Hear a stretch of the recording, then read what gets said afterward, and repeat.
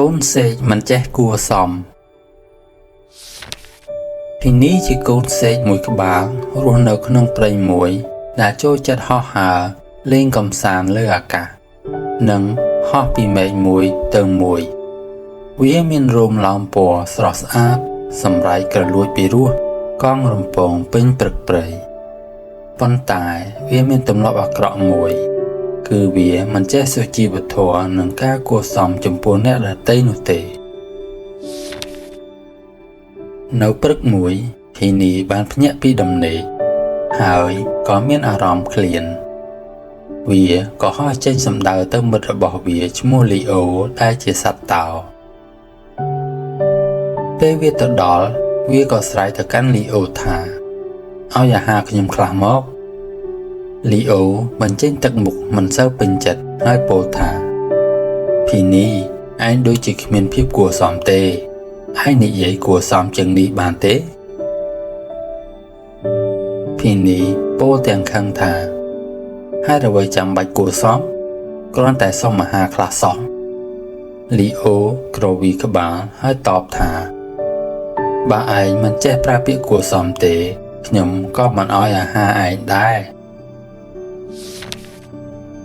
ឮបែបនេះភីនីទៅទះស្លាបហើយចេញសំដៅទៅរកមិត្តម្នាក់ទៀតឈ្មោះអ៊ីលីដែលជាកូនដំរីពេលទៅដល់វាក៏ស្រែកថាអ៊ីលីឲ្យផ្លែឈើខ្ញុំខ្លះមកបន្ទាប់ពីឮសម្ដីរបស់កូនសេកបែបនេះអ៊ីលីក៏តបថាឯងគួរនិយាយថាអ៊ីលីខ្ញុំសុំផ្លែឈើខ្លះផងបានទេសំណួរបែបនេះគឺគួរសមបន្តិចភីនីតបវិញថាអត់ទេគ្រាន់តែសុំផ្លែឈើស៊ីសោះក៏ពិបាកដែរកូនដំរីក៏តបបន្តថា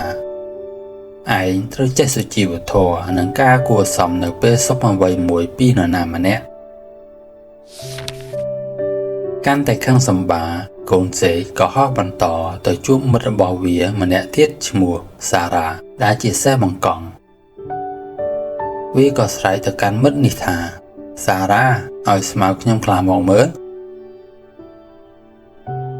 សារ៉ាក្រវីក្បាលហើយតបវិញថាខ្ញុំនឹងឲ្យឯងប្រសិនបើឯងចេះសុំដោយប្រើពាក្យគួរសមនិងការគោរពឬបែបនេះភីនីកាន់តែខឹងហើយលាន់មាត់ថា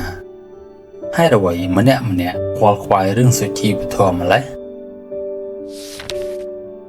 វាចំណាយពេលមួយព្រឹកហោះទៅហោះមកដើម្បីសុំអាហារពីមិត្តរបស់វា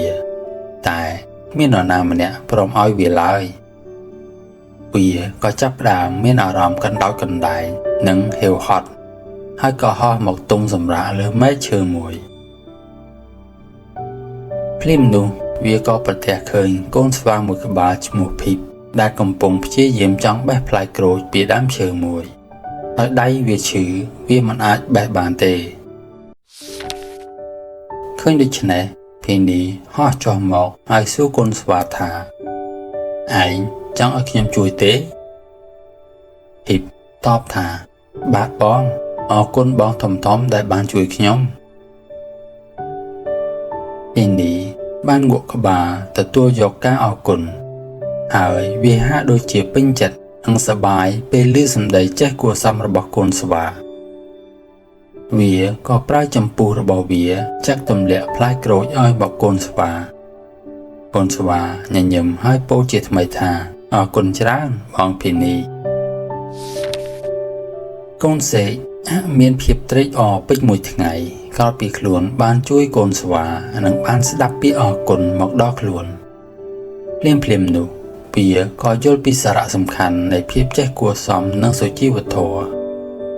វាហើរទៅរកកូនដំរីនិងមិត្តដទៃទៀតហើយបដូរអាកប្បកិរិយារបស់វាដោយភាសាចេះគួរសមនិងផ្ដល់ការគោរព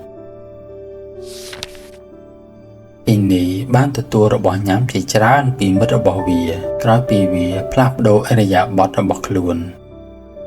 ចាប់ពីពេលនោះមកអ៊ីនីតែងតែចងចាំមិនភ្លេចអំពីមេរៀនជីវិតមួយនេះ